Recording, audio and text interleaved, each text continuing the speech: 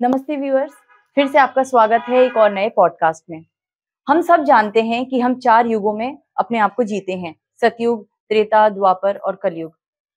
ज़्यादातर हमने या आपने हम सब ने सुना है कि कलयुग अभी लाखों वर्ष का है, जबकि मुझे नहीं लगता कि इसमें कोई सच्चाई है, क्योंकि कहा जाता है कि युग सिर्फ 5000 साल के होते हैं और फिर 5000 साल के बाद ये युग परिवर्तन होता है और अब शायद ये समय है परिवर्तन का। तो हम क्या वाक़ई में परिवर्तन की ओर हैं? क्या हम वाक़ई में 3D से 5D में शिफ्ट हो रहे हैं? अब आप सोचेंगे 3D और 5D क्या है? एक्चुअली हम डायमेंशंस की बात कर रहे हैं। अगर हम हिंदी में कहें तो युग और इंग्लिश में कहें तो डायमेंशन।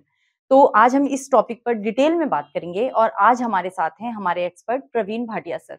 प्रवीण सर इस 3D और 5D के कांसेप्ट को बहुत अच्छी तरीके से समझ पाए हैं और बहुत अच्छे से समझा पाते हैं। तो आज के हमारे एक्सपर्ट हैं प्रवीण सर। तो चलिए इस पूरे टॉपिक को डिटेल में उनके साथ डिस्कस करते हैं कि कैसे हम युग परिवर्तन की ओर बढ़ रहे हैं और क्या सच में हम सतयुग की ओर बढ़ रहे हैं। प्रवीण सर, आपका बहुत-बहुत स्वागत है। Thank you very much. Sir, हमने जनरली सुना है कि युग परिवर्तन होते हैं। हम सब ने सुना है कि 4 युग होते हैं, सतयुग, त्रेता, द्वापर और फिर कलयुग।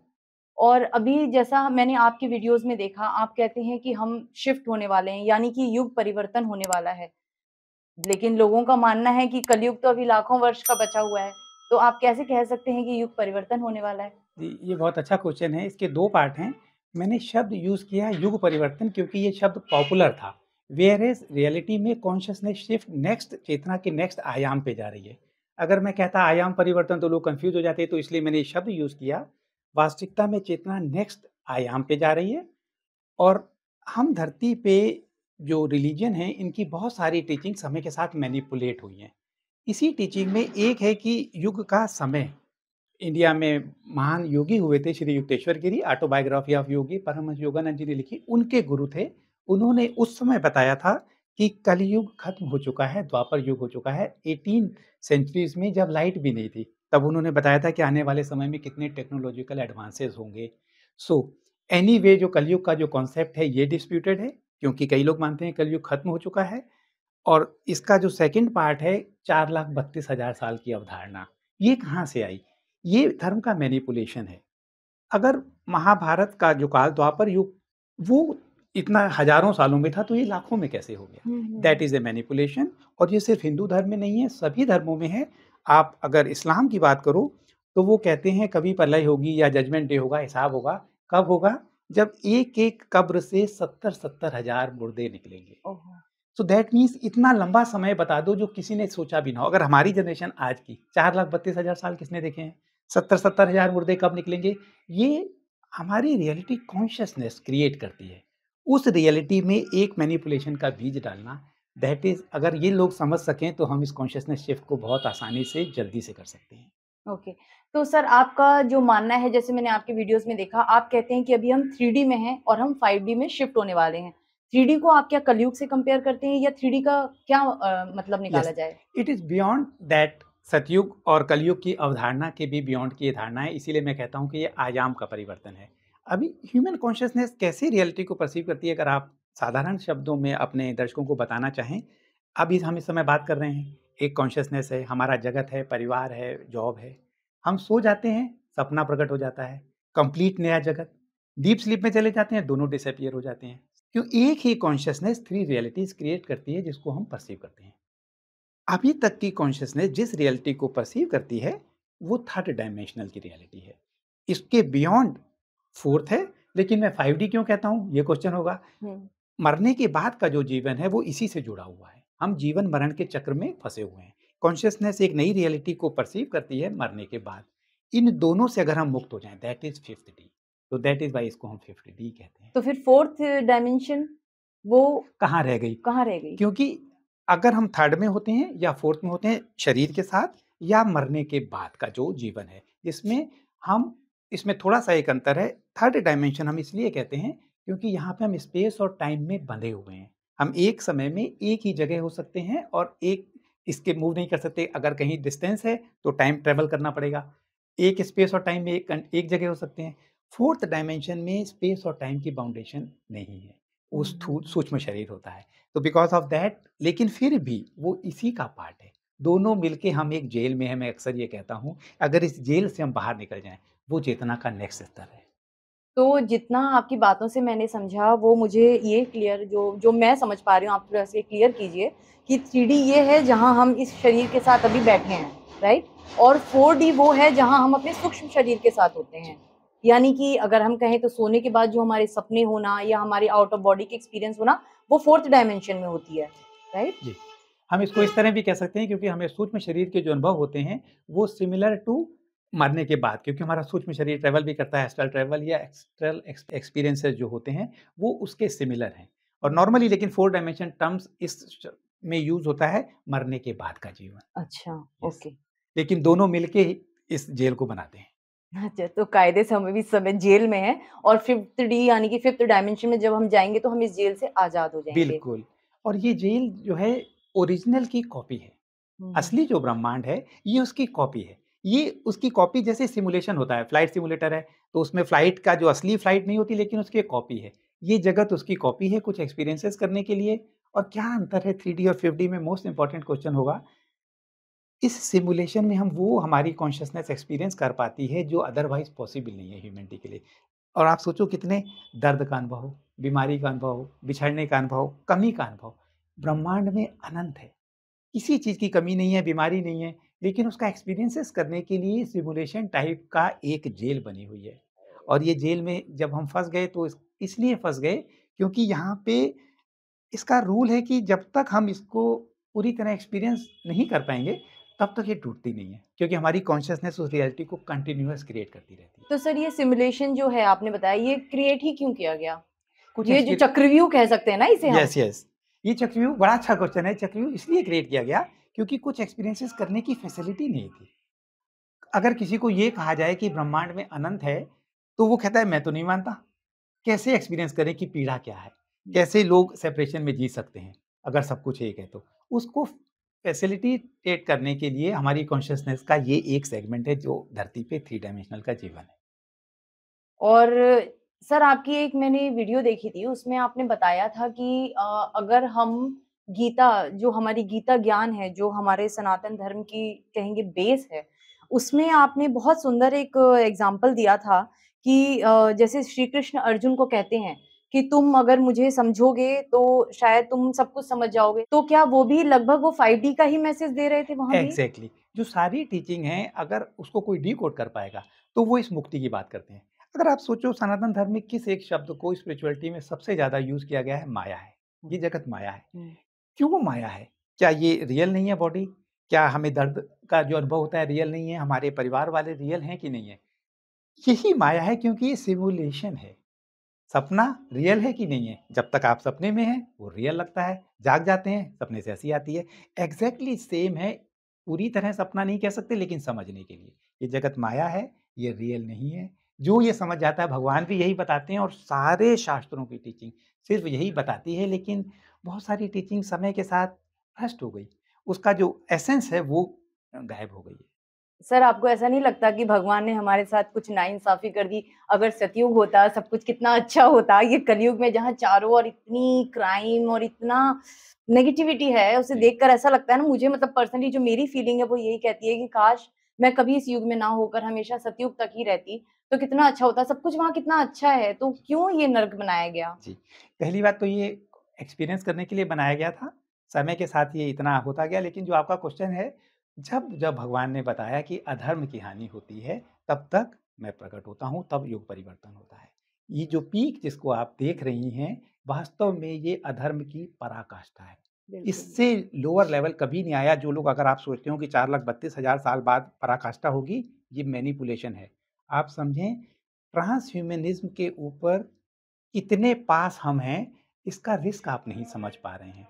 एक ह्यूमन, उसके इमोशन खत्म हो जाना, सिर्फ़ गुलाम बन जाना, सिर्फ़ वो एक मैट्रिक्स को बैटरी की तरह सर्व करना, ये ह्यूमैनिटी के सबसे निकृष्टतम एक्सट्रीम हो सकती है। अधर्म इससे ज़्यादा नहीं हो सकता। और मैं एक और एग्ज़ाम्पल भी बताता हूँ, मुझे लगता है सबको जानना चाहिए। स्पिरिचुअलिटी सिर्फ़ पहाड़ों में, हिमालय में बैठ के ध्यान करना नहीं है, हमारा जीवन है। जीवन और स्पिरिचुअलिटी एक ही है। इस जीवन में क्या हो रहा है, इस बजट में 9 टू 14 इयर्स की गर्ल्स को पूरी स्कूलिंग में सर्विक्स कैंसर के लिए वैक्सीन लगा रहे हैं। हुँ। इससे पहले हमने ये वैक्सीन देखी है ट्रांस ह्यूमनिज्म को इम्प्लीमेंट करने के लिए इनफर्टिलिटी को बढ़ावा दिया जा रहा है, ये अच्छा। जानना। और ये बहुत डार्क एजेंडा का हिस्सा है। तो इसीलिए अधर्म की पराकाष्ठा है, इसीलिए धर्म उदय होगा। अच्छा, आपने एक अच्छा ये बताया है, मुझे इसी से रिलेटेड एक क्वेश्चन मेरे माइंड में आ रहा है। आपने बताया कि हम बिल्कुल चरम पर हैं, जब हम देखते हैं कि एक 8 महीने की बच्ची के साथ रेप हो रहा है, एक बुज़ुर्ग 89 इयर्स की जो लेडी है उसके साथ रेप हो रहा है, तो ये मतलब बिल्कुल सच में चरम है, इससे इंसान इससे ज़्यादा कुछ और गिर नहीं सकता। तो जब मैं अगर आप बात कर रहे हैं सर 5G शिफ्ट की, तो जो इस समय 3D में यानी कि इस समय कलयुग के जो इस अंत के समय पे जो मानव इतनी मतलब क्रूर जिसके अंदर मेंटालिटी इतनी खराब राक्षस जिसे कहेंगे अगर उस मेंटालिटी का है, क्या वो भी 5D में शिफ्ट होगा? नेचुरली शिफ्ट होगा, क्योंकि वो जो हम 2 तरह से जीवन को परसीव करते हैं, ये ह्यूमन बॉडी, इसकी मेमोरी कहाँ पे है? हम सोचते हैं कि मेमोरी दिमाग में है। यस, दिमाग उसको खाली फैसिलिटेट करता है, जैसे आप मोबाइल से बात करते हो। लेकिन क्लाउड में जो रिकॉर्डिंग है, वो कहाँ पे है क्लाउड? आकाशिक जिसे कहते आकाशिक हैं। रिकॉर्ड है। इस आकाशिक रिकॉर्ड में अभी तक की चेतना का डेटा बैंक इस तरह का ही है, जिसमें सफरिंग, सेपरेशन और एक दूसरे का शोषण, उसका ये आधार बदल रहा है। जैसे-जैसे आधार बदलेगा, it is a very beautiful cycle. हम चेंज हो रही है कॉन्शसनेस, आधार बदल रहा है, उस आधार को वो लोग रीड कर रहे हैं जो अभी स्पिरिचुअलिटी में आप मान सकते हो कि नहीं आए। हुँ। इस तरह ये साइकिल बदलती जा रही है। पिछले 3 सालों में जो कुछ हुआ, बहुत बड़े परिवर्तन हुए हैं, लेकिन कुछ लोग कहते हैं परिवर्तन अभी दिख नहीं रहे ग्राउंड लेवल पे। मैं आपको आगे भी एक्सप्लेन कर सकता हूँ कि क्यों नहीं दिख रहे, लेकिन आपके क्वेश्चन को शॉर्ट करते हुए, ये एक्सपोनेंशियल फेज़ है, लोग बदल रहे हैं। जब वो बदलते हैं, उसकी आकाशिक रिकॉर्ड चेंज होता है, उसके कारण फिर बदलते हैं। ये एक्सपोनेंशियल फेज़ में ह्यूमैनिटी कॉन्शसनेस शिफ्ट हो रहा है। तो सर अभी तक हमने बात की 3D और 5D शिफ्ट के बारे में। इन दोनों में मुख्य क्या अंतर है 3D और 5D में? एक अगर हम जनरल टर्म में अपने व्यूअर्स के लिए मतलब बताना चाहें तो आप अपने व्यूअर्स को बताएँ कि 3D और 5D में क्या मुख्य अंतर है? 3D और 5D में इतना बड़ा अंतर है कि इसको कंप्रीहेंड ही नहीं कर सकता हमारा logical mind. It is beyond that dimension, क्योंकि माइंड जो है वो कॉन्शसनेस का ही हिस्सा है। कॉन्शसनेस नेक्स्ट लेवल पे जा रही है। जो ये कॉन्शसनेस अभी तक अगर इतना परसीव करती थी, इसके बियॉन्ड की जो ये एक डायमेंशन है। फिर भी लोगों के दिमाग में कुछ तो क्वेश्चन होंगे, आपका अगर हर थॉट मैनिफेस्ट हो, तो वो युग कैसा होगा? उस युग में क्या आपको नौकरी करनी पड़ेगी? क्या आप बीमार होगे? क्या आप किसी दूसरे का शोषण कर सकते हो, जब ये अंडरस्टैंडिंग के बाद कि सारा जगत एक ही है, कोई इसके बाहर नहीं है। तो ये डायमेंशंस हैं, और इस डायमेंशंस के लिए एक रिक्वायर्ड प्योरिटी चाहिए। जब आपके थॉट मैनिफेस्ट होते हैं, तो कि आप किसी का अहित ना कर सकें, इसके लिए कॉन्शसनेस तैयार हो रही है, और ये बहुत बड़ी पावर है। इस पावर के साथ रिस्पॉन्सिबिलिटीज़ जुड़ी हुई हैं। इसी को मैं कहता हूँ कि ह्यूमैनिटी स्वधर्म का पालन करने के लायक की चेतना में आ रही है। वो हुँ। स्वधर्म किताबों का लिखा हुआ नहीं, कि इस किताब में लिखा है कि सिर ढको, इस किताब में लिखा है सच बोलो, नहीं। जो रिक्वायर्ड है स्वधर्म है, उसको पालन करने की चेतना तैयार हो रही है, वही नेक्स्ट चेतना का स्तर है। तो लॉजिकल माइंड इसको कॉम्प्रिहेंड नहीं कर सकता, लेकिन जितना अच्छा आप सोच सकते हो, लोग पढ़ाई नौकरी करने के लिए नहीं, अपनी क्रिएटिविटी के लिए करेंगे, पूरा समाज। जॉब की रिक्वायरमेंट नहीं है, अबंडेंस है, हर एक के लिए ज़रूरत से ज़्यादा है, ऐसी डायमेंशन है वो। अच्छा सर, मैं अपने इस टॉपिक से हटकर आपसे एक क्वेश्चन करना चाहूँगी। जैसे मैंने इससे पहले एक वीडियो बनाया था, एक पॉडकास्ट किया था अपने एक एक्सपर्ट के साथ, उसमें हमने बात की थी आत्मा की। हम सब आत्मा हैं, राइट? इस बॉडी में हम सिर्फ़ अपना पार्ट प्ले करने आए हैं। मैंने उसमें अपने एक्सपर्ट से पूछा था कि आत्मा कोई तो बहुत अमीर घर में जन्म ले रही है, कि कोई एक गरीब परिवार में जन्म ले रही है, रोड के साइड में पल-बढ़ कर वहीं शरीर छोड़ रही है। तो एक आत्मा, एक बहुत रिच फैमिली में गई, सारी सुविधा उसको जब से वो पैदा हो रही है, golden spoon in the mouth जिसे कहेंगे, उसे मिल रही है। एक आत्मा उस रोड के साइड पैदा होकर, उस धूल की ज़िंदगी में जीकर वहीं खत्म, उसे कुछ पता ही नहीं कि अच्छा और बुरा क्या है। तो ये क्यों होता है? इतना डिफरेंस क्यों है? जी, ये एक सिमुलेशन है। हुँ, इसको समझने का सिर्फ़ एक ही तरीका है कि एक भी कोई हीरो है, हम फ़ेमस हीरो का नाम लेते हैं अमिताभ बच्चन। जी। अलाप मूवी में बहुत गरीब बना, अस्थमा हुआ और वो इलाज नहीं करा सकता था। इसी मूवी में बहुत रिच बना, दीवार या जंजीर में। तो इसमें से कौन-सी बात, क्या फ़र्क पड़ा उस अमिताभ को? कुछ शायद भी। कुछ भी नहीं तो रोल प्ले था। एग्ज़ैक्टली। इन सिमुलेशन में हर एक कुछ एक्सपीरियंसेस करने के लिए इस सिमुलेशन में आया है। गरीबी एक एक्सपीरियंस है, अभाव एक एक्सपीरियंस है, और बहुत अमीर होके एरोगेंट होना, पावर को यूज़ करना एक एक्सपीरियंस है। उसकी आत्मा ने इस एक्सपीरियंस को करने का संकल्प लिया या उसकी डिज़ायर थी, वो डिज़ायर यहाँ पे प्रकट हुई। और इसको मैं कर्म के हिसाब से ही बता सकता हूँ, जैसे कर्म का सिद्धांत सारे धर्मों में है। कर्म सिर्फ मेमोरीज हैं, सिर्फ डिजायर्स हैं। किसी से बदला लेने की डिजायर, तो ऐसे सर्कमस्टांसेस बना दिए जाएंगे आपके लिए कि आप उससे बदला ले सको। और रिच होने की डिजायर, ये सारी डिजायर हमें इसी लूप में रखती हैं। पहला क्वेश्चन था कि सिमुलेशन से बाहर क्यों नहीं निकल पाते। जब तक सिमुलेशन में एक भी डिजायर है तो सिमुलेशन कंटिन्यू करेगा, क्योंकि कॉन्शियसनेस उस रियलिटी को क्रिएट करने के एफर्ट करती रहेगी। Okay. So it is only experience. अमीर होने का या गरीब होने का, सड़क के किनारे होने का, इससे कोई भी फर्क नहीं पड़ता, क्योंकि वो सिर्फ एक रोल कर रही है। तो यानी आत्मा हर एक्सपीरियंस को फ़ील करना चाहती है, जीना चाहती है, जब तक वो उस एक्सपीरियंस को फ़ील नहीं करेगी, शायद वो नेक्स्ट स्टेप पर जा नहीं पाएगी। एग्जैक्टली कुछ लोगों के वो इवोल्यूशन का सहारा बनता है। इसीलिए बीमार होना भी कोई बुरा नहीं है, वो एक एक्सपीरियंस है, पीड़ा का एक एक्सपीरियंस है।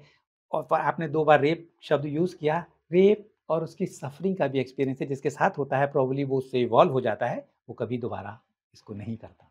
तो ये दोनों सब एक्सपीरियंसेस हैं। अभी तक की कॉन्शियसनेस इस इवोल्यूशन के फेज से जब जाती थी, बहुत स्लो प्रोसेस है, कोई भी मुक्त नहीं हो पाता।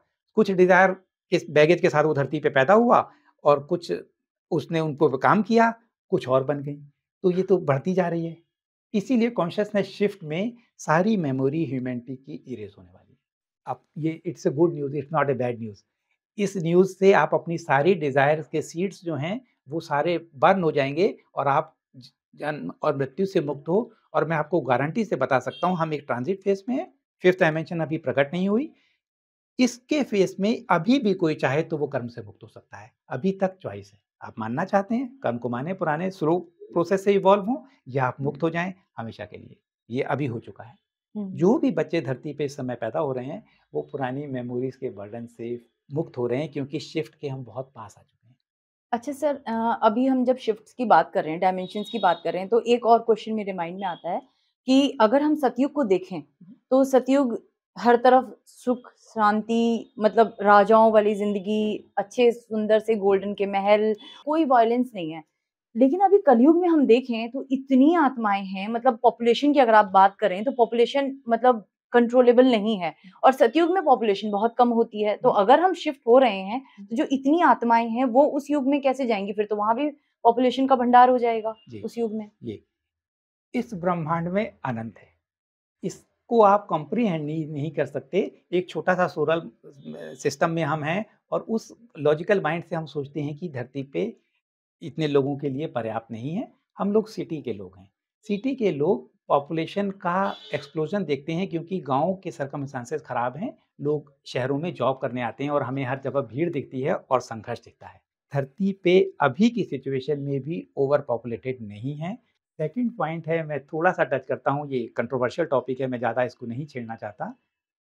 मूवी में अगर एक सिमुलेशन है, इस सिमुलेशन को मूवीज़ की तरह अगर हम देखें, तो बैकग्राउंड में कुछ कैरेक्टर चाहिए होते हैं जिनका कोई रोल नहीं होता। किसी भी मूवी में देखो, 2 सेनाएँ लड़ रही हैं, पीछे सैनिक खड़े हुए हैं। There is nothing to do. Important character है, बाकी भीड़ है उसको रियल बनाने के लिए। These are called NPCs, non playing characters. इस रियलिटी को बनाने के लिए इसमें जो ये कैरेक्टर्स हैं, ये कैरेक्टर डिसअपीयर हो जाएँगे, because they are android, they are not human, they are just background इस रियलिटी को क्रिएट करने के लिए। तो बस इतना ही जानना काफ़ी है। They will okay. Disappear simply. अच्छा सर, अभी आपने बात की शिफ्ट की, तो आप ये भी बताएँ, क्लियर करें कि कैसे कोई अपने आप को 3D से 5D चेतना की ओर ले जा सकता है? यस, ये शिफ्ट हो रहा है। इस हुँ। शिफ्ट को अभी खाली फ्रंट रनर फ़ील कर पा रहे हैं। पूरी ह्यूमैनिटी फ़ील नहीं कर सकती। अगर आप भी इसको, जो लोग देख रहे हैं, अगर कुछ लोग जो रेज़ोनेट कर रहे हैं, व्हाई दे आर रेज़ोनेटिंग? क्योंकि उनके अंदर का जो समय है वो उसको अट्रैक्ट करता है। बहुत सारे लोग हो सकता है इसको अभी नकार दें। वो कुछ लोग जब फिज़िकली हो जाता है तब मानते हैं। तो बहुत बड़ी पॉपुलेशन अभी इसके बारे में नहीं जानती है, लेकिन फ्रंट रनर इसको फ़ील कर रहे हैं। तो उनका क्या काम है? ये जो आकाशिक रिकॉर्ड चेंज हो रहा है, अपने आप की कॉन्शियसनेस को बदलना। इसके लिए जो भी टूल हैं, सारा ज्ञान आपके अंदर है। अभी तक की जो कॉन्शियसनेस है वो बाहर ढूँढती है सच को, सच अंदर है। तो अंदर अंतर्मुखी हों, उसमें ध्यान की कोई अच्छी प्रैक्टिस हेल्प करती है। और इसके अलावा अब ये धरती शिफ्ट हो चुकी है। मैं आपको बता रहा हूँ, रिसेंटली ये जो नी धरती का आधार है, ये अबंडेंस में आ चुका है। तो अपने निर्णय को देखें कि मैं ये निर्णय जो ले रहा हूँ या ले रही हूँ, वो असुरक्षा पे बेस्ड है या अगर अबंडेंस होती तो मैं ये निर्णय लेती। ये काम कर सकते हैं। हमारी थर्ड आई जो है सिर्फ ये सच को जान सकती है। डुअलिटी से हम सच को नहीं जान सकते। ह्यूमैनिटी जो कॉन्शियसनेस शिफ्ट है इसमें अर्थ की वाइब्रेशन इतनी फाइन होती जा रही है कि जो लोग इससे ट्यून्ड हैं, वो उनकी थर्ड आई एक्टिव हो रही है। रादर सबकी हो रही है। तो थर्ड आई तो एक्टिव हो गई मान लो, लेकिन उन्हें पता नहीं है, किसी अंग को कभी यूज़ नहीं किया तो वो एक तरह से सो रहा है, डेड पड़ा हुआ है। डेड पड़ा हुआ है। तो उसकी थोड़ी-सी एक्सरसाइज़ करनी पड़ती है। थर्ड आई की एक्सरसाइज़ है, कभी भी ब्लिस का अनुभव हुआ है, क्योंकि ये जो हमारा ऑर्गन है पीनियल ग्लैंड, यहाँ से डीएमटी सीक्रेट होती है। तो ज़िंदगी में कभी किसी को ब्लिस का अनुभव है उसको याद करें, तो ये उसकी एक्सरसाइज़ है, वो उनको एक्टिवेट करने में मदद करेगी। तो अगर ये सब काम करेंगे और डर से, और मैप ऑफ कॉन्शियसनेस एक है, मेरे चैनल में पढ़ा है या आपको पता होगा, उस मैप में देखें कि वो कहाँ पे हैं। अगर किसी तरह का अपराध बोध है, गिल्ट है, जो इस मैट्रिक्स का मूल स्वभाव है, हर एक के अंदर एक किसी न किसी तरह का गिल्ट और अपराध बोध रखा जाता है। डर है, इस डर से अपनी कॉन्शियसनेस को अगर उठाते जाएंगे तो हम शिफ्ट के पास आते जाएंगे। आप शिफ्ट में कंट्रीब्यूट करेंगे क्योंकि आपकी एनर्जी आकाशीय रिकॉर्ड को चेंज करेगी, उससे धरती पे फर्क पड़ेगा। ओके, तो यानी हम इसका अगर सम अप निकालें तो हमें अगर हम 3D से 5D का शिफ्ट कर रहे हैं और या हमें करना है, तो सबसे मेन होगा कि हमको अपने आप को अवेक करना है और अवेकनिंग का सबसे इम्पोर्टेंट टूल है मेडिटेशन। जैसा मैं अपने हर वीडियो, हर पॉडकास्ट में यही कहती आई हूँ कि अगर हमें स्पिरिचुअली अवेयर होना है, उस परम शक्ति के साथ अपने आप को जोड़ना है, तो हमारे पास सिर्फ़ और सिर्फ़ एक हथियार है जिसे हम कहते हैं मेडिटेशन। जैसा आपने भी बताया कि मेडिटेशन जिससे हम अपनी थर्ड आई एक्टिवेट करते हैं, उसके थ्रू ही हम स्पिरिचुअलिटी में और आगे अपने आप को बढ़ता हुआ पाते हैं या हम अपने आप को अपने नेक्स्ट लेवल पर देख पाते हैं। और ध्यान की भी बात होती है तो आजकल लोग यूट्यूब है या किसी ना किसी बिना किसी टेक्निक के ध्यान की प्रैक्टिस करते हैं। ध्यान इतना आसान नहीं है, मैं आपको गारंटी से बता सकता हूँ। यम, नियम, आसन, प्रत्याहार, धारणा, प्राणायाम, इसके बाद जो ध्यान प्रकट होता है। आप बिना किसी टेक्निक के अगर ध्यान करने की कोशिश करते हैं तो कई बार टाइम वेस्ट हो जाता है। अच्छा है कि ध्यान की शुरुआत किसी एक अच्छी टेक्निक से करें ताकि इस कम समय में हम इसको समय वेस्ट ना हो, हम कम समय में ध्यान में पहुँच सकें। तो सर अभी तक जैसा हमारा टॉपिक है, हमारे व्यूअर्स तो समझ ही चुके हैं कि हम 3D से 5D की ओर जो मूव ऑन कर रहे हैं उसके ऊपर है। तो जैसे अगर हम 3D से 5D की ओर जा रहे हैं, तो इसमें सबसे मेन चैलेंजेस क्या आ रहे हैं? ये चैलेंजेस सबसे बड़ा तो ये है कि एक ऐसे शब्द की बात होती है जिसके बारे में शास्त्रों में कोई वर्णन नहीं है। अगर उस शब्द का वर्णन नहीं है तो इमीडिएटली पहला रिएक्शन होता है कि ऐसा कैसे हो जाएगा? जब आप नकार देते हो, क्योंकि कॉन्शसनेस रियलिटी क्रिएट करती है, तो आप एक तरह से उसमें बाधा बनते हो। तो लेकिन अगर आप रेज़ोनेट कर रहे हो, तो सेकंड चैलेंज आता है कि परिवार के लोग हमारी नहीं मान रहे। हम उनको कैसे बताएँ, हम तो शिफ्ट होना चाहते हैं, हमारे सर्कमस्टेंसेस सूट नहीं करते, ये सेकंड चैलेंज है। कॉन्शसनेस जब स्लो लेवल में इवॉल्व होती है, एक बच्चा पैदा होता है इस परिवार में, इतना कम इवॉल्व होता है कि उसकी कॉन्शसनेस सेम रियलिटी को अभी तक प्रकट करती रहती है पूरे जीवन मरने तक। लेकिन अब हम बहुत फास्ट फेस में हैं।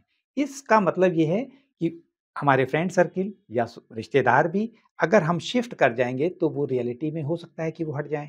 उसको छोड़ने का साहस, अपने सर्कमस्टांसेस को बदलने का साहस, कंफर्ट जोन भी एक चैलेंज है। उस ये सारे चैलेंजेस हर एक फेस करता है। इस स्पिरिचुअल जर्नी इतनी कंफर्टेबल नहीं है जैसा लोग मानते हैं। ये ट्रांजिशन है। आप ट्रांसफॉर्म हो रहे हो अपने पुराने ज़ोन से नए ज़ोन में। तो इन दैट केस ये सारे चैलेंजेस सबको फेस करने पड़ते हैं, but they are for a very good reason. तो डरने की कोई बात नहीं है, पूरी तरह हम लोग आगे बढ़ सकते हैं। तो सर आपने बताया कि जब हम किसी भी चीज़ में मूव ऑन करते हैं तो चैलेंजेस तो होते हैं।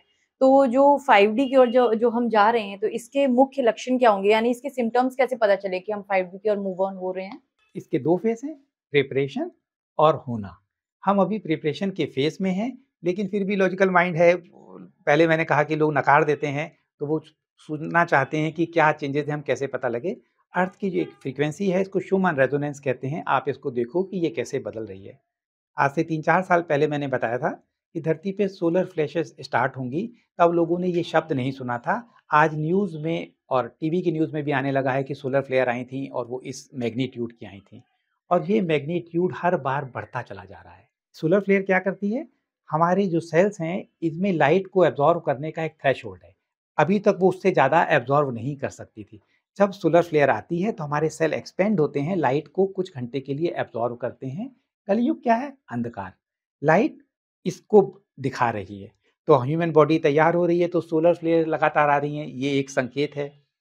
और जब अगर आप सुनते हैं हर बार की सोलर फ्लेयर पिछली मैग्नीट्यूड से अब की बार ज़्यादा आई थी, तो अब आप सोचें कि अगर ये बढ़ती जाएगी, तो आप अपने आप को कैसे तैयार करेंगे? सोलर फ्लेयर हमारे न्यूरॉन्स को एक्टिवेट कर रही है। धरती पे अभी तक 2.2% सिर्फ न्यूरॉन की एक्टिविटीज़ थी। अब ये पिछले 6-7 महीनों में बढ़ के 4% हो रही हैं। इतनी तेज़ी से एक्स्पोनेंशियल हो रहा है। आने वाले समय में आप सोचो एक ह्यूमन अगर ये 4% से 8% हो जाएगी, तो वो कैसे होगा? इसी तरह हमारा डीएनए एक्टिवेशन स्टार्ट हो गया, जो अभी 10% सिर्फ माना जाता है, बाकी 90% जंक, ये भी इम्प्रूव हो रहा है। तो ये सारे संकेत हैं शॉर्ट में जो ये बता रहे हैं, ये परिवर्तन हो रहे हैं। तो व्यूअर्स, जैसा अभी अभी तक आपने प्रवीण सर को सुना कि कितनी इनकी लेवल है, मतलब 5D को समझने की और हमें समझाने की कितना अच्छा ये प्रयास कर रहे हैं। तो अगर आप प्रवीण सर को और ज़्यादा सुनना चाहते हैं, इनके द्वारा बनाए गए वीडियोज़ को और देखना चाहते हैं, तो आप इनके चैनल पर विज़िट कर सकते हैं। युग परिवर्तन 5D शिफ्ट ज़रूर जाइए और देखिए, सर के इतने इंटरेस्टिंग वीडियोज़ हैं और आपको भी बहुत नॉलेज मिलेगी उससे, सर से आप जुड़ सकेंगे। तो सर, अभी फिर हम अपने टॉपिक पर आते हैं। तो जैसे आपने बताया कि हम 3D से 5D में शिफ्ट कर रहे हैं, तो स्पिरिचुअल लोग कैसे इसमें अपना रोल प्ले कर रहे हैं? इस 5D में जो हम शिफ्ट हो रहे हैं, तो 3D से 5D का ये जो ट्रांजिशन है, इसमें हम जैसे जो स्पिरिचुअल लोग, मैं अपने आप को पता नहीं स्पिरिचुअल कहूँ या ना कहूँ, लेकिन हाँ, मुझे अच्छा लगता है ये सब कुछ। तो स्पिरिचुअल लोग किस तरीके से अपना रोल प्ले कर रहे हैं जी, इसमें? आपने बड़ा अच्छा क्वेश्चन पूछा है क्योंकि ये स्पिरिचुअल वर्ड भी बहुत ब्रॉड अम्ब्रेला में है। आपने अपने आप को स्पिरिचुअल कह के बोला है, तब मैं इसका उत्तर कुछ और देता। अदरवाइज़ धरती पे इतना मैनिपुलेशन है कि बहुत सारे फेक गुरुज़ जो सो कॉल्ड स्पिरिचुअल पीपल हैं, they are not interested into awakening. क्यों? क्योंकि हायरार्कीज़ का सिस्टम उन गुरुज़ को पसंद नहीं आता। लेकिन मुझे आपकी बात बड़ी अच्छी लगी कि स्पिरिचुअल हमारे जैसे स्पिरिचुअल, मैं अपने आप को स्पिरिचुअल मानती हूँ। हम ही क्रिएट कर रहे हैं, बिकॉज़ हमारी डिज़ायर क्रिएट करती है। हमारी डिज़ायर इस अधर्म से अ, थक चुकी है। Exactly. Our consciousness is creating this reality, इसमें हम कंट्रीब्यूट कर रहे हैं और आने वाले समय में ये सो कॉल्ड जो गुरु, हीलर और डॉक्टर बेरोज़गार होने वाले हैं। हाँ, राइट, क्योंकि 5D में उनकी कोई उनकी ज़रूरत कोई ही नहीं ज़रूरत है, नहीं है। क्योंकि हम बीमार नहीं होंगे तो डॉक्टर भी नहीं होंगे, राइट? अच्छा सर, आप 5D की, जैसे अभी हमने इतनी सारी चर्चाएँ की 5D के बारे में हमने बात की, तो जो ये 5D है, अगर हम इसको एक हिंदी के टर्म में बोलें तो सतयुग, जो सब कुछ गोल्डन-गोल्डन अच्छा-अच्छा होना है। तो अगर हम इसमें जाते हैं, सतयुग में जाते हैं, तो क्या तब भी हम इतने ही अवेयर और अवेकन रहेंगे या हमारी उस टाइम पर लेवल कुछ और होगी? नेचुरली बढ़ जाएगी या बदल जाएगी। जगत क्या है? जगत कॉन्शसनेस का प्रोजेक्शन है। जब ये कॉन्शसनेस ने इस जगत को अभी तक प्रोजेक्ट किया है, जब ये जगत बदल जाएगा, कॉन्शसनेस बदल जाएगी, तो ऑल टुगेदर डिफरेंट वर्ल्ड होगा। मैं थोड़ा-सा इसको डिटेल में ऐसे ही बताता हूँ। जैसे आप क्या एक सपने में दोबारा जा सकते हो? सपना कहाँ से प्रोजेक्ट होता है? आपके अंदर से। दिमाग से, हाँ। सारे आपके कैरेक्टर सपने के अंदर होते हैं, वो आपने क्रिएट किए हैं। बिल्कुल ऐसे ही ये जगत जिसको हम एक्सपीरियंस कर रहे हैं, हम ऐसा हमारे अनुभव में हम ऐसा मानते हैं अधिकांश लोग कि हम शरीर छोड़ देंगे, धरती, चाँद, सितारे ऐसे ही रहेंगे, हम खाली रीइन्कार्नेट होके यहाँ पे आते रहेंगे, जाते रहेंगे, ये ऐसे ही चलता रहेगा। ये मिथ है, ये अच्छा। सच नहीं है।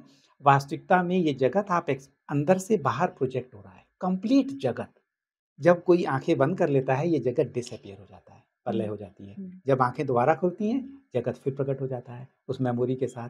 सेम वे जो कॉन्शसनेस जब शिफ्ट हो जाएगी, तो एक नए ब्यूटीफुल जगत इसमें से प्रकट होगा। बिल्कुल डिफरेंट होगा, इसीलिए मैं कहता हूँ कि इसको माइंड कम्प्रिहेंड नहीं कर सकता, बिल्कुल न्यू होगा।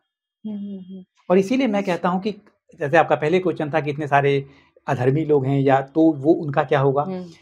क्योंकि ये जगत हमारे एक्सपीरियंस करने के लिए अंदर से प्रकट हो रहा है, जैसे एक सपना। जब हम ये नया सपना क्रिएट करेंगे, इसीलिए तो पूरा मानव जाति उस सपने में होगी, नेक्स्ट चेतना के स्तर पे। ओके। और सर, मैंने ना कुछ वीडियोस देखे थे, कुछ लोगों के नियर डेथ एक्सपीरियंस जैसे मैंने देखे, तो मुझे पता नहीं कि आप इसका मेरा क्वेश्चन आपके सामने ये रखना उचित है या नहीं, फिर भी मैं रख रही हूँ कि मैंने कुछ लोगों के नियर डेथ एक्सपीरियंस देखे, उसमें वो बताते हैं कि हम ऐसी दुनिया में गए, वहाँ वो कहते हैं हम 5 साल रहे, लेकिन कायदे से जब उनको इधर की तरफ जब हम अपनी इस धरती पर देखते हैं, तो वो 10 से 15 मिनट की ही उनकी डेथ मानी गई है। ऑन पेपर्स, लेकिन वो कहते हैं हम वहाँ 4 साल 5 साल रहकर आए, तो यानी टाइम बिल्कुल एक तो डिफरेंट है वहाँ पे डायमेंशन का अगर हम बात करते हैं तो। और प्लस वो बताते हैं कि वहाँ सब कुछ इतना ह्यूज था, बहुत बड़े पेड़ थे, बहुत बड़ी महल थे, या बहुत सुंदर गार्डन था, मतलब वो उस ब्यूटी को डिफाइन नहीं कर सकते। इतना चेंज कैसे हो जाता है उस तरफ जब वो कुछ सेकंड्स के लिए या कुछ मिनट्स के लिए जाते हैं तो? जी, ये भी बहुत इंपॉर्टेंट क्वेश्चन है शिफ्ट को समझने के लिए। इसके 2-3 एस्पेक्ट हैं। पहला तो एस्पेक्ट है टाइम। आपने शिफ्ट में डिफरेंस पूछा था कि 2 में क्या डिफरेंस है? एक जो ह्यूमैनिटी थर्ड डायमेंशन में टाइम को लीनियर परसीव करती है। इसके लिए पास्ट, करंट मोमेंट और फ्यूचर है।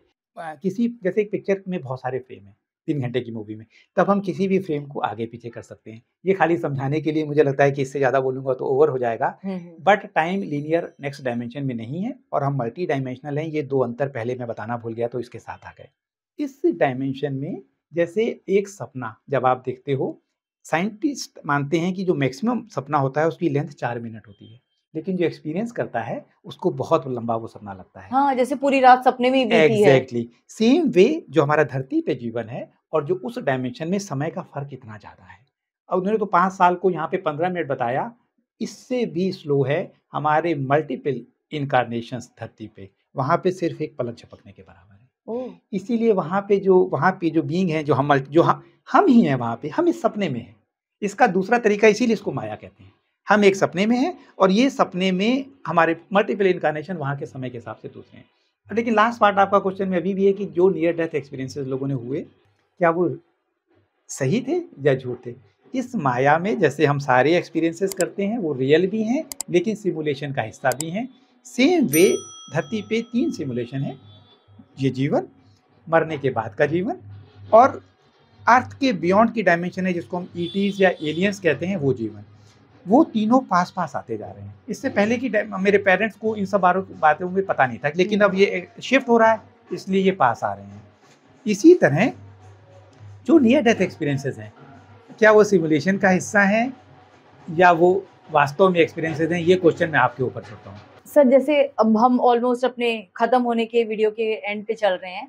बस आपसे एक क्वेश्चन और मैं करना चाहूंगी कि जैसे अभी आपने बताया कि हम शिफ्ट की ओर हो रहे हैं, और हम, जैसे मैंने अभी आपके सामने एक क्वेश्चन रखा था कि इस 3D शिफ्ट में, मतलब 3D डायमेंशन में, जो हम एज ए स्पिरिचुअल बीइंग अगर अपने आप को लेते हैं, तो जो हमारा पार्ट है वो है लोगों को अवेयर करना। जब हम 5D में शिफ्ट हो जाएंगे तब वहां हमारा क्या रोल हो सकता है, मतलब क्या होना चाहिए, आपको क्या लगता है? यस, इस क्वेश्चन को जैसे मैंने पहले कहा था तो लोग ये भी सोचेंगे, मैंने कहा वहाँ पे जॉब नहीं है, बीमारी नहीं है, तो क्या हम बोर नहीं हो जाएँगे? नहीं, हमारी अभी तक की कॉन्शियसनेस उसको कॉम्प्रिहेंड नहीं कर सकती, उस रोल को और उस रिक्वायरमेंट को। That is all together different dimensions. लेकिन मैं ये कह सकता हूँ कि तब हम ब्रह्मांड के प्रति ज़्यादा रिस्पॉन्सिबल होंगे। जैसे बच्चा है, उस बच्चे को थोड़ी-सी पावर दी जाती है, घर में लाइट से नहीं खेल सकते, चाकू से नहीं खेल सकते, क्योंकि वो एलिजिबल नहीं है, वो अपने आप को हार्म कर सकता है। उसके साथ उसकी रिस्पॉन्सिबिलिटीज़ भी लिमिटेड हैं। इस चेतना में, थर्ड डायमेंशन में, जब ये चेतना यहाँ पहुँचेगी, तो अकॉर्डिंगली हमारे रोल, रिस्पॉन्सिबिलिटीज़ अपने आप बदल जाएँगी और अकॉर्डिंगली हमारी पावर। और इसको मैं ऐसे भी कह सकता हूँ, जैसे शास्त्रों में हमें बहुत बार बताया गया कि अहम ब्रह्मास्मि। गुरु बताता है शिष्य को, महावाक्य है कि मैं ही वो हूँ, आई ब्रह्म एम दैट, हूँ, मैं हाँ। ही वही हूँ, आई एम हाँ। दैट। जो लोग इसको नहीं समझते वो समझ सकते हैं कि वो अहंकार की बात कर रहा है। No, that is the realization कि ये जो कॉन्शियसनेस है वो एक ही कॉन्शियसनेस है, वो सबके थ्रू प्रकट हो रही है। एक ईश्वर अनेक में विभक्त हो गया मल्टीपल एक्सपीरियंसेस करने के लिए। वो मैं हूँ, आई एम दैट, तत्वमसि, तुम भी वही हो। इन दोनों में जो एसेंस है, यू आर को creator of this reality. Rather आपका पूरा जीवन आप क्रिएट करते हो अनकॉन्शियसली। जब आप ये अनकॉन्शियसली से ये कॉन्शियस क्रिएशन शुरू हो जाता है, तब आप अपने रोल के प्रति सजग हो जाते हो। फिफ्थ डायमेंशन में आप अपने रोल के प्रति पूरी तरह सजग होंगे और ये ट्रांजिट फेज में हम इसको जानना शुरू कर रहे हैं कि हम को क्रिएटर हैं। मेरे चैनल में कुछ मेथड्स पड़े हुए हैं जो आपके जीवन को बहुत सरल बना सकते हैं। आप बीमारी को हील कर सकते हो, उसको कंप्रेस कर सकते हो, अपनी रियलिटी को बदल सकते हो। इसका पर्पस सिर्फ अपने को क्रिएटर के रोल को जानना है। और को क्रिएटर मैं इसलिए कहता हूँ क्योंकि लोग विरोध ना करें, वास्तव में आप क्रिएटर हैं अपनी ज़िंदगी के। और जब ये जान जाते हैं तो आप कभी भी विक्टिम रोल नहीं कर सकते। तब ये रोल है, आपने अनकॉन्शियसली सिलेक्ट किया था, चाहे वो आपको सूट नहीं करता, अब आप कॉन्शियसली वो सब सिलेक्ट कर सकते हो जो आपके जीवन को अच्छा बना सकता है, उन उलझनों से दूर कर सकता है और आप पूरी एनर्जीज अपने शिफ्ट के लिए लगा सकते हैं। तो दैट इज को क्रिएटर और creator, and that is our role after the ascension. Okay, thank you so much sir. आज आपने एक्चुअली इतनी डीप नॉलेज हमारे साथ शेयर की है। आई एम श्योर कि हमारे जो व्यूअर्स आज आपको देख रहे हैं वो भी इस चीज़ को समझेंगे कि हम अपनी ज़िंदगी के खुद ही राइटर, डायरेक्टर, प्रोड्यूसर सब कुछ हैं। यानी अगर हम चाहें तो अपनी ज़िंदगी में खुशियाँ भी दे सकते हैं, अपने अपने रोल को हम दुख भरे जीवन में लिखना चाहें तो वो भी लिख सकते हैं, खुशियों भरा जीवन भी दे सकते हैं, बीमारी भी हम खुद इन्वाइट करते हैं और सुखद जीवन भी हम इन्वाइट करते हैं। और जैसा सर ने बताया कि हम 5D शिफ्ट की ओर मूव ऑन कर रहे हैं, तो ये जागने का समय है। हम बहुत सो चुके, अब जाग जाएँ और अपनी स्पिरिचुअलिटी को, अपनी अवेयरनेस को उठाएँ, आगे बढ़ें और सर के साथ ज़रूर जुड़ें, उनके यूट्यूब चैनल पर ज़रूर विज़िट करें। बहुत अच्छे वीडियोज़ हैं, बहुत नॉलेजेबल वीडियोज़ हैं, ज़रूर उन्हें देखें। तो हम फिर मिलेंगे अपने नए वीडियो में, अपने एक नए मास्टर के साथ, नए एक्सपर्ट के साथ। प्रवीण सर, आपका बहुत-बहुत धन्यवाद इस टाइम के लिए, इस नॉलेज के लिए थैंक यू और वेरी हमारे मच। व्यूअर्स को जगाने के लिए। Thank you very much. ये मेरा मिशन है, क्योंकि ये कोई ऐसा काम नहीं है कि मैं जगा रहा हूँ, ये एक टीम इवेंट है। धरती की चेतना नेक्स्ट स्तर पे जा रही है, इस टीम में सबका स्वागत है। थैंक यू वेरी ठीक मच। है व्यूअर्स, फिर जल्दी मिलेंगे एक नए वीडियो में आपके साथ। धन्यवाद, नमस्ते।